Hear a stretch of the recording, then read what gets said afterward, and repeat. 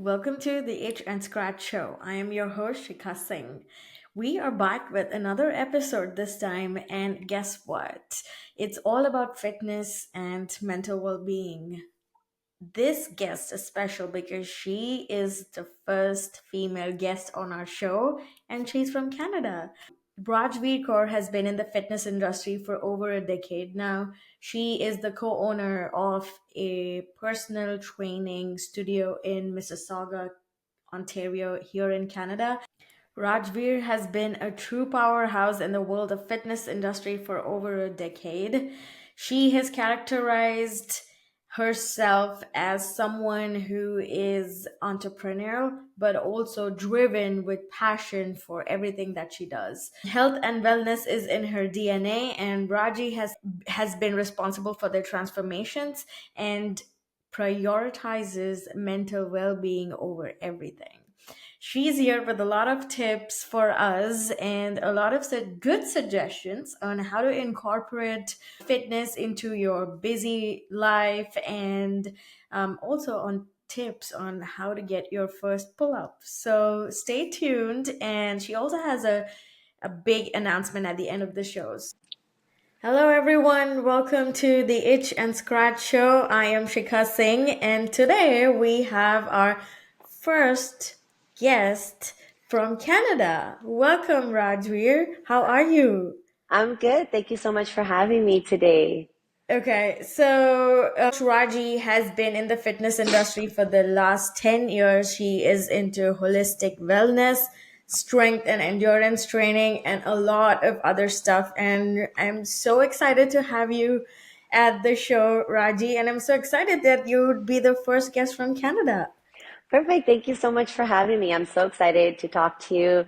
All right, let's dive in. So I have a few questions for you, obviously around fitness, wellness, and I am obsessed with the way you are and the way you balance everything. So, my first question for you obviously is how has your journey been so far as an entrepreneur and as a woman, especially in the fitness industry? Well, thank you. That's a great question. So starting off, being an entrepreneur in the fitness industry it's like embarking on a roller coaster. It's filled with highs and lows. The journey has been both rewarding and challenging. There are moments of doubt, setbacks, and honestly unforeseen hurdles. Beyond operational challenges, there are also personal struggles that came with the territory, such as long hours, managing stress, maintaining a work-life balance. It really can take a toll on your physical and mental well-being. However, this is really when these challenges that kind of where resilience took center stage. As an entrepreneur with the bigger picture in mind, I've always been driven by a sense of purpose. So each challenge I kind of overcame, whether operational or personal, kind of strengthened me and shaped me into a more resilient and determined business owner. Obviously, being a female in the industry was challenging for sure. When I first started, I think about almost 15 years ago, working out, there weren't that many females. There wasn't that many people to look up to.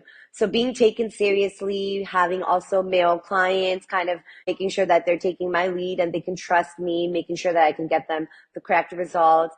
It took some time to definitely build up my reputation and kind of break those norms. And, anybody can be a fitness trainer or personal trainer, regardless of gender. So it's definitely challenging. But over the last 5 years, I would say there has been such an increase of the amount of women influencers there are online. So it's really amazing to see because now for a lot of new people that are starting their fitness journey, they have so many people that they can actually look up to as a female in the industry. I look up to you. And like the Oh, thank first, you. yeah, the first time that I stumbled upon your profile on Instagram, I'm like, wow. First, she is a person of color. Second, she is so amazing at what she does. And I'm like, if you could do it, then I would definitely think That's it. about doing it. Well, So, honestly, that's exactly why I started that fitness page. It was just to show people that I could do it. I was I was on the smaller side and I was just trying to build muscle. And as I started becoming stronger and started getting more definition and looking a certain way, I guess, for obviously, it is important in this fitness industry for you to be taken seriously, especially coming from the smaller side. my goal is always just to inspire other women like, hey, you could do it too. Nothing's Yeah. stopping you. You know, you can go into the men's section, lift the free weights. And it's so amazing to hear that, I've inspired you and I like you inspire me as well. That's amazing. Oh, Thank you. thank you. But you brought up such a great point, Raji, and the I think I'm gonna touch on that.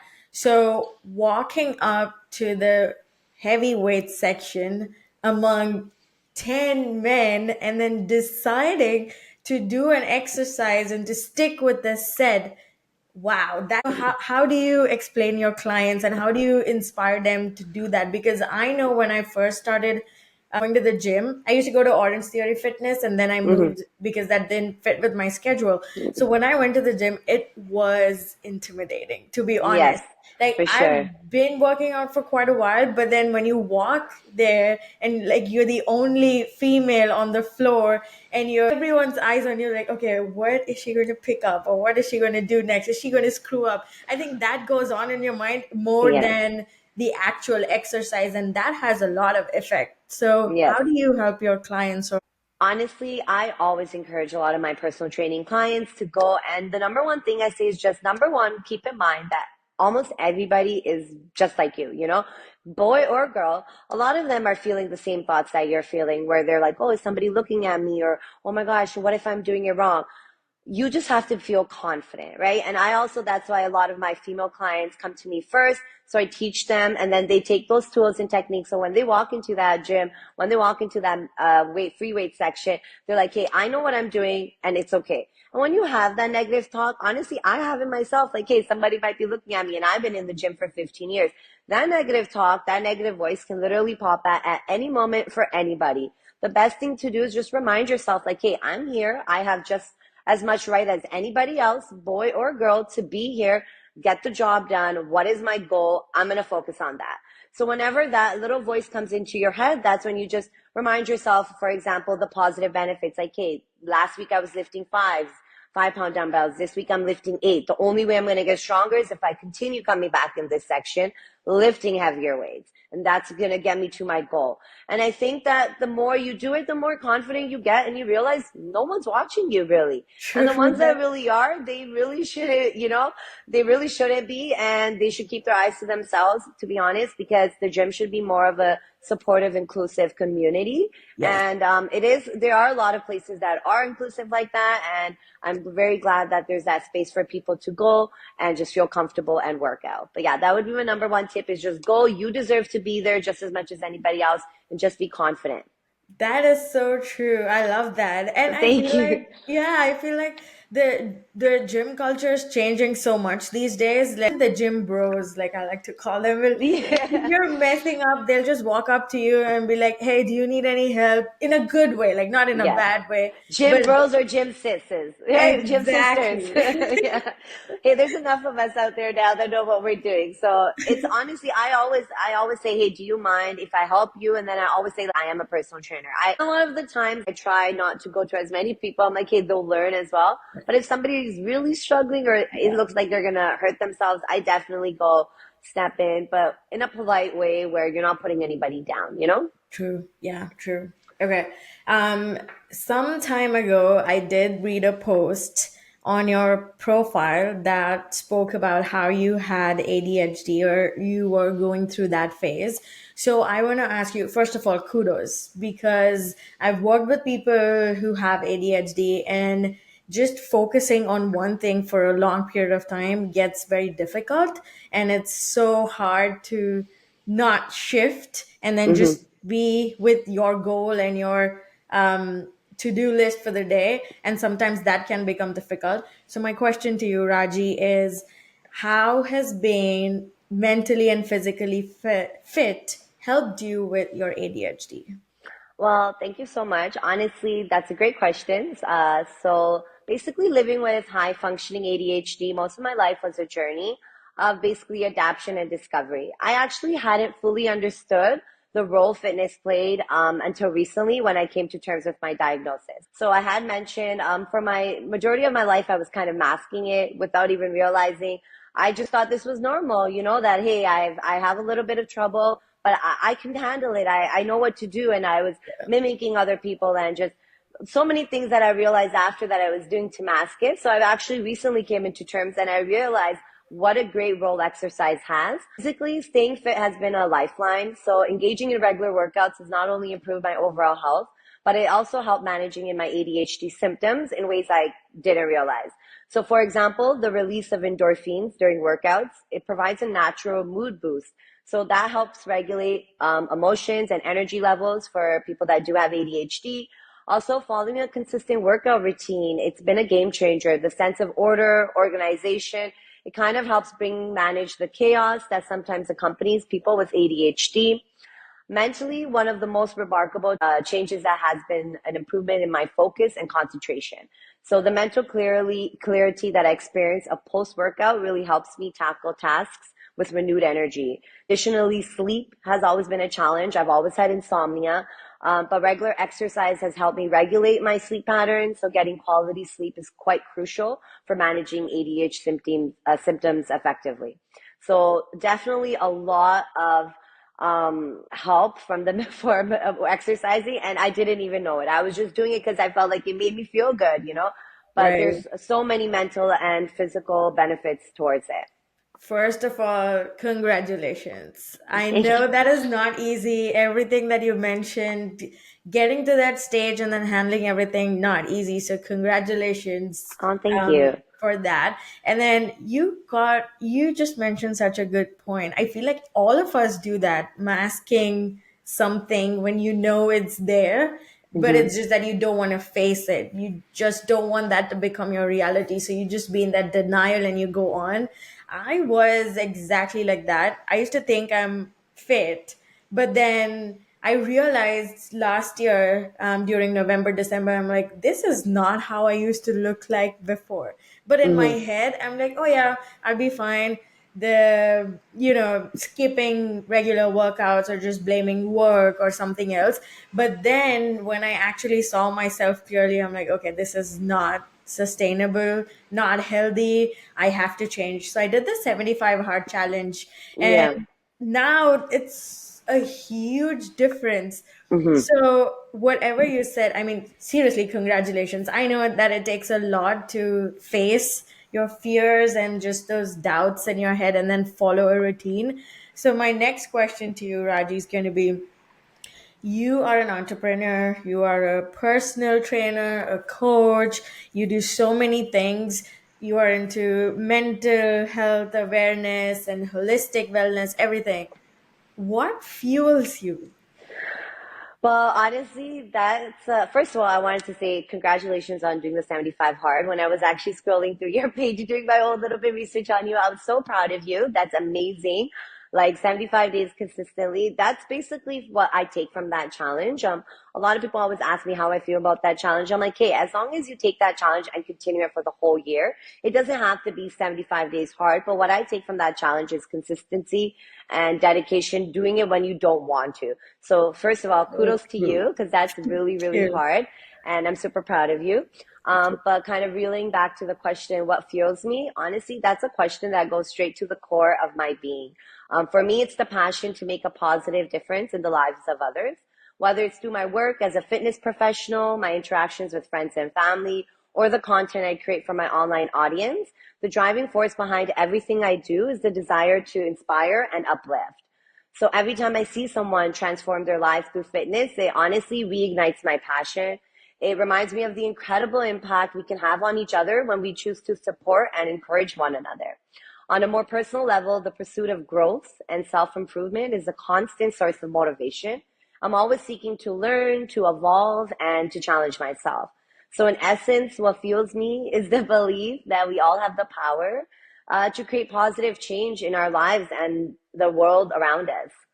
Yeah, yeah, that is so true. It shows whenever I look at your posts or your stories or everything, that passion and that drive that you have to help others be their better version of themselves. And that's what all this podcast was about. The first time when I decided on a topic, I'm like, what am I going to do? I just want people to get inspired by, That's perfect. It's beautiful. That's yeah, great. Just making a positive impact, you know? Like even the And name of your podcast, my husband was like, "Hey, what's the name of it?" It's like it's called the Itch and Scratcher. He's like, "Oh, that's so cute." I'm like, "I know, it's such a good name." So yeah, honestly, I'm proud of you as well for taking that step to inspire others, right? thank you. It's you never know who you're inspiring. Other people are inspiring you. Exactly. It's literally it's a full circle, right? Exactly. It's so true. So my next question. Again, I'm a little, very selfish when it comes to this question Yeah. and I had my own motive, but I'm pretty sure everybody who's listening to this would benefit from it. With COVID, after COVID, most of the jobs are now remote. Some of them require employees to be there twice a week. So, someone who has a very rigid work life from 9 to 5, and then maybe kids at home, pets, whatever, and then other responsibilities, what do you suggest these kind of people do to incorporate working out in their life or in just their regular day in 24 hours?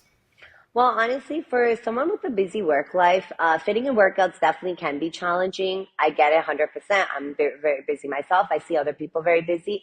I work with other busy professionals. However, it's not impossible, right? So all you got to do is a bit of planning and be committed. So I do have a few recommendations. My number one would be schedule in your workouts. So really treat them like important appointments, like a non-negotiable. Block off a specific time in your calendar for exercise, whether it's before work, during lunch break, or even after work. Number two, another recommendation is optimize your time. So focus on efficient workouts that provide maximum benefit in a short amount of time. So if you're short on time, I recommend my clients, they could do HIIT training, circuit training, or even a quick 20-minute jog when the weather is nice. It really can be effective. Lastly, I always say prioritize self care. So remember that exercise is just not about physical health, but it's also about your mental well being too, right? So keeping all that in mind, consistency is key. Even short workouts or bursts of activities and movement throughout the day can add up to significant health benefits. So the most important thing is to find a routine that works best for your schedule and lifestyle and just stick with it. Those are some amazing points. Thank Yes. you. I mean, Yeah. scheduling a workout. I know that I think that's the mistake that most of us do is that we don't treat working out as one Yeah. of the important things that we should be doing, like having breakfast, Yeah. lunch, or dinner.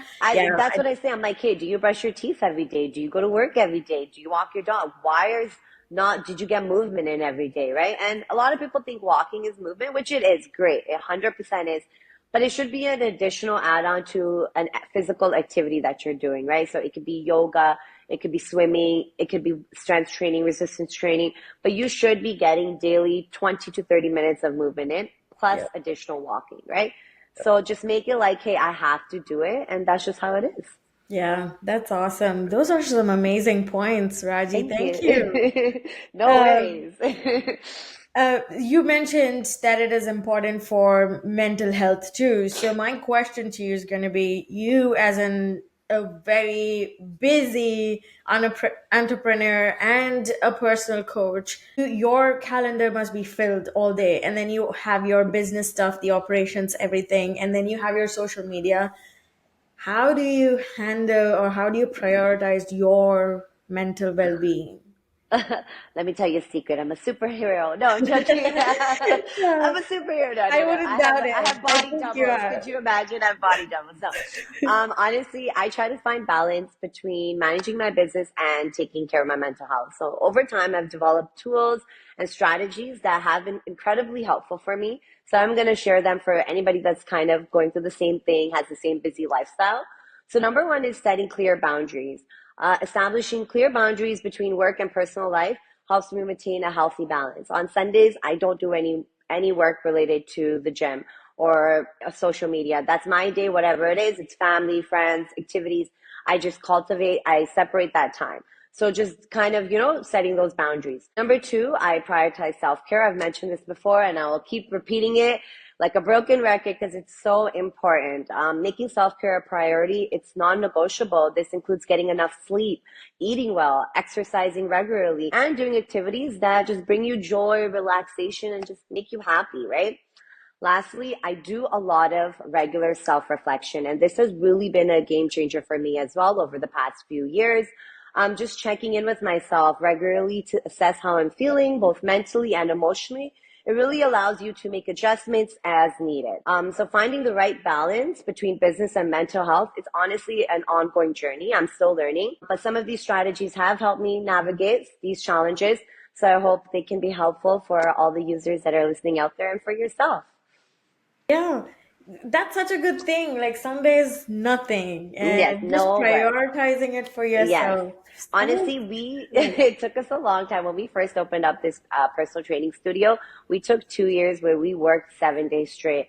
And then I told my husband, I'm like, hey, like we only took 5 days off last year because like for weddings or something. And he's like, that's intense.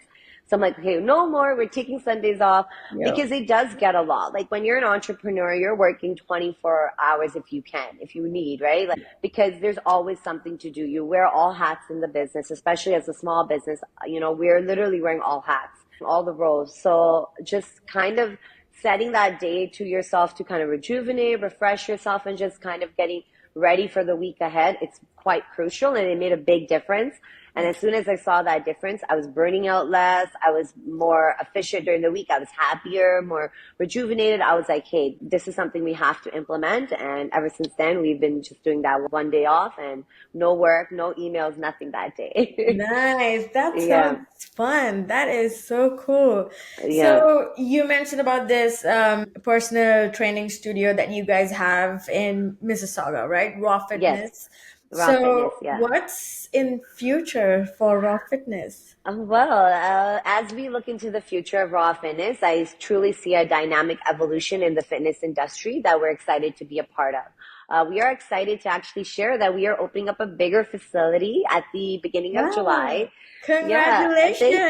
This is Congratulations. actually the first time we're announcing it. So you're literally getting the tea Woohoo. piping hot right now. We currently are a private training facility, which focuses on personal training and a little bit of group classes.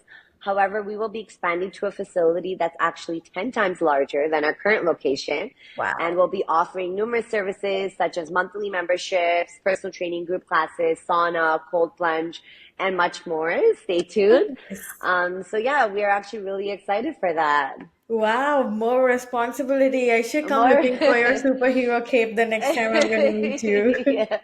Honestly, me and my husband were like, are we crazy? And we're like, yeah, we are crazy. But honestly, me and my husband have had this dream for over 9 years at this point. Ever since we met, we always are like, hey, we want to open up a gym. We want to provide a space for people to feel comfortable. Like, a lot of females come to me even at this facility because they're like, hey, I feel safe here. I don't feel judged, you know? So Yeah. we've always wanted to provide that aesthetic pleasing place where you come in and you feel like it's a brand new, you've just walked into a wellness center. That's the kind of gym facility that we kind of want to provide to people. It's a lighthouse. You come in and you Yes. just forget all your worries and you just, focus on yourself.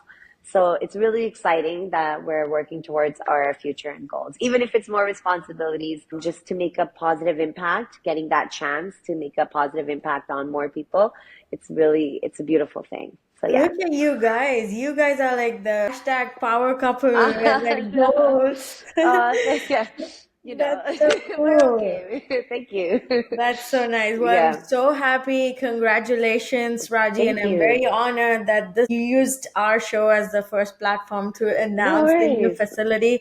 I'm definitely 100% sure that you're going to kill it, both you and your Oh, husband. thank you so much. And I look forward to all the amazing updates in the future.